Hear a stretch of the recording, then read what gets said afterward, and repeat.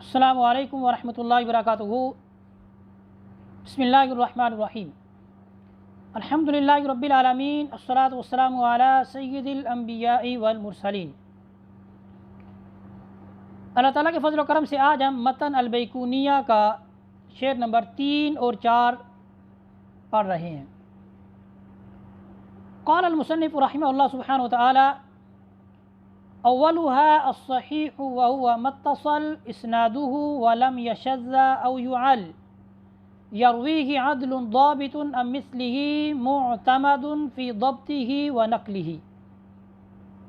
ان دو اشعار میں مصنف علیہ الرحمہ نے احادیث کی اقسام کو بیان کرتے ہوئے سب سے پہلی قسم جو حدیث صحیح ہے اس کی تعریف کو بیان کرتے ہوئے فرمایا: وَهُوَ مَتَّصَلَ إِسْنَادُهُ وَلَمْ يَشَذَّ أَوْ يُعَلَّ يَرْوِيهِ عَدْلٌ ضَابِطٌ عَن مِثْلِهِ۔ یہاں تک جو ہے حدیث حسن کی تعریف شعر کی صورت میں ہمارے سامنے موجود ہے۔ آپ فرماتے ہیں کہ حدیث صحیح کس کو کہتے ہیں؟ حدیث صحیح وہ ہے کہ جس کی سند متصل ہو، شاذ نہ ہو، اس میں کوئی علت نہ ہو، اور وہ اپنے مثل کے عادل اور ضبط کے اعتبار سے متصف ہو، اور جب اس کو نقل کیا جائے تو وہ عدل اور ضبط کے ساتھ متصف ہو۔ ٹھیک ہے، جب آخر میں نے کہا کہ معتمد فی ضبطہ و نقلہ، یہ عبارت وہ جو ہے وہ تاکید کے لیے لے کر آئے۔ جب ہم نے یہ تعریف پڑھی تو ہمارے سامنے حدیث صحیح کے لیے 5 شرائط ہمارے سامنے آ گئی ہیں۔ ایک یہ ہے کہ وہ حدیث متصل ہو، یعنی سند اس کی متصل ہو، شاذ نہ ہو، اس میں کوئی علت نہ ہو، اس کا جو راوی ہے وہ عادل ہو، اور اس کا جو راوی ہے وہ ضبط کے اعتبار سے بھی صحیح ہو۔ ان 5 شرائط کو آپ نے کیا کرنا ہے؟ ہمیشہ کے لیے اس کو آپ نے یاد کر لینا ہے کہ حدیث صحیح جب ہم کہا جاتا ہے کہ آپ نے سنا کہ جی یہ حدیث صحیح ہے، تو فوری طور پر آپ کے سامنے یا تو یہ شعر سامنے آ جائے: وَهُوَ مَتَّصَلَ إِسْنَادُهُ وَلَمْ يَشَذَّ أَوْ يُعَلَّ يَرْوِيهِ عَدْلٌ ضَابِطٌ عَن مِثْلِهِ، یا یہ جو شرائط ہیں 5 جن کو بھی ہم نے اردو میں ذکر کیا کہ اس کے جو راوی ہیں وہ سند کے اعتبار سے صحیح ہو، یعنی حدیث اس کی سند متصل ہو، اس میں کوئی شاذ نہ پایا جاتا ہو، علت نہ پائی جاتی ہو، اس کا راوی عادل ہو، اور اس کا راوی جو ہے وہ ضبط کے اعتبار سے بھی صحیح ہو۔ اب ہم آتے ہیں ان جو ہم نے شعر پڑھا متصل اسنادہ الی آخرہ، مختصر انداز میں اس کی شرح کرتے ہیں۔ متصل اسنادہ، اس کا کیا مطلب ہے؟ اس کا مطلب ہے کہ جس کی سند متصل ہو۔ متصل ہونے کا مطلب یہ ہے کہ شاگرد نے اپنے شیخ سے اس حدیث کو سنا ہو، یہاں تک کہ وہ حدیث اس کے روایت کرنے والے تک پہنچ جائے، اور درمیان میں کوئی بھی راوی وہ ساکت نہ ہو، چھوٹے نہیں۔ یعنی شاگرد نے اپنے استاد سے سنا، استاد نے اپنے شیخ سے سنا، اس شیخ نے اس سے اپنے شیخ سے سنا، یہاں تک کہ وہ راوی جو ہے وہ جس صحابی نے اس کو بیان کیا ہے وہاں تک وہ پہنچ جائے۔ تو یہ اس کا مطلب ہے کہ متصل اسنادہ۔ اس کے بعد ہم نے کہا لم یشذ، وہ حدیث شاذ نہ ہو۔ شاذ نہ ہونے کا کیا مطلب ہے؟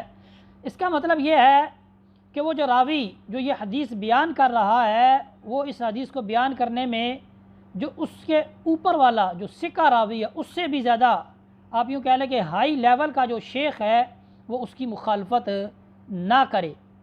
اگر وہ مخالفت کرے گا تو وہ جو اس کی حدیث ہوگی اس کو حدیث شاذ کہا جائے گا۔ ٹھیک ہے، حدیث صحیح نہیں کہا جائے گا۔ حدیث صحیح اسی وقت کہا جائے گا کہ جب وہ راوی جو ہے وہ اپنے ثقہ کی مخالفت نہ کرے۔ اس کے بعد ہم نے کہا متصل اسنادہ ولم یشذ او یعل، اور نہ ہی اس حدیث کے اندر کوئی ایسی علت پائی جاتی ہو کہ جو وہ اس حدیث کو جو صحیح کا درجہ ہے اس سے اس کو نکال دے۔ یعنی ظاہری طور پر تو ہمیں حدیث صحیح نظر آ رہی ہے، لیکن اس کے اندر کوئی ایسی معیوب چیز ہے کہ جس پر حفاظ الحدیث ہی مطلع ہو سکتے ہیں، ایک عام شخص جو ہے وہ اس پر مطلع نہیں ہو سکتا، تو اس حدیث کا اس علت خفی سے بھی خالی ہونا کیا ہے، یہ ضروری ہے، یعنی اس میں کوئی علت نہ پائی جاتی ہو۔ متصل اسنادہ ولم یشذ او یعل، اس کے بعد ہم نے کیا کہا، یرویہ عدل ضابط ام مثلہ۔ اس شعر میں، اس لائن میں مصنف علیہ الرحمہ نے دو چیزوں کا ذکر کر دیا کہ جو راوی ہے، جو روایت کو، جو حدیث کو بیان کرنے والا ہے، وہ کیا ہے، اس کا عادل ہونا اور اس کا ضبط کے اعتبار سے متصف ہونا۔ عادل ہونے کا مطلب یہ ہے کہ وہ جو روایت کرنے والا راوی ہے وہ گناہ کبیرہ نہ کرتا ہو، گناہ کبیرہ سے وہ بچتا ہو، اور وہ چھوٹے جو گناہ ہیں، گناہ صغیرہ، اس پر اصرار نہ کرتا ہو، یعنی بار بار نہ ان کو کرتا ہو، جان کر نہ کرتا ہو، اور اس سے کوئی ایسا کام بھی سرزد نہ ہو جو مروت کے خلاف ہو۔ ٹھیک ہے، مروت جیسے کہ چلتے ہوئے کھانا یا سینہ کا کھلا ہونا اور ایسے بازار میں چلنا یا ایسے پھرنا۔ ٹھیک ہے، اور یہ یاد رہے کہ جو مروت کا جو اعتبار ہے وہ ہر ملک کا دوسرے ملک سے مختلف ہے۔ ہو سکتا ہے کہ ایک ملک میں کھڑے ہو کر چلنا، کھڑے ہو کے کھانا پینا چلتے وقت یہ معیوب نہ ہو، بازار میں چلنا معیوب نہ ہو، لیکن دوسرے ملک میں وہ چیز کیا ہے، وہ راوی کے روایت کرنے والے کے لیے اس کو معیوب بنا دے۔ اسی طرح کھانا کھانا، ہوٹل میں کھانا کھانا، یہ کیا تھا، یہ پہلے وقتوں میں اس کو مروت کے خلاف سمجھا جاتا تھا، لیکن عصر حاضر میں اس چیز کو مروت کے خلاف نہیں سمجھا جاتا۔ تو یہ ہے عادل ہونے کا مطلب۔ ضبط ہونے کا مطلب کیا ہے؟ ضبط ہونے کا مطلب یہ ہے کہ وہ راوی جو ہے وہ جس طرح اپنے شیخ سے حدیث کو سنتا ہے، من و عن، اسی طرح اس کو وہ اپنے پاس محفوظ کر لیتا ہے۔ پھر محفوظ کی دو قسمیں ہیں، یعنی ضبط کرنے کی دو قسمیں ہیں۔ ایک تو یہ ہے کہ وہ اس کو یاد کر لیتا ہے، یعنی جیسے اس نے اس حدیث کو سنا من و عن، اسی طرح اس کو از بر یاد کر لیتا ہے، اس میں وہ غلطی بھی نہیں کرتا، بلکہ جب اس کو کہا جاتا ہے کہ ہاں بھی تو نے فلاں حدیث مجھ سے سنی تھی، تو مجھ کو وہ حدیث بیان کر دے، تو وہ حدیث کیا کہتا ہے، اس کو وہ بیان کر دیتا ہے۔ اس کو کہتے ہیں ضبط الصدری، یعنی سینے میں محفوظ کرنا۔ ایک ہے ضبط الکتاب، یعنی کیا ہے، لکھنے کی صورت میں وہ کیا ہے، احادیث کو محفوظ کر لیتا ہے، یعنی وہ جب اپنے شیخ سے سنتا ہے تو وہ ضبط کے اعتبار سے اتنا خیال رکھتا ہے کہ وہ جیسے الفاظ اپنے شیخ صاحب سے سنتا ہے ویسے ہی الفاظ وہ کیا کرتا ہے، وہ لکھ لیتا ہے، اور اس میں وہ غلطی نہیں کرتا۔ تو ان 5 شرائط کے ساتھ کیا ہے، احادیث کا وہ حدیث صحیح کے لیے ہونا ضروری ہے۔ کیا ہے، متصل اسنادہ ولم یشذ او یعل یرویہ عدل ضابط ام مثلہ۔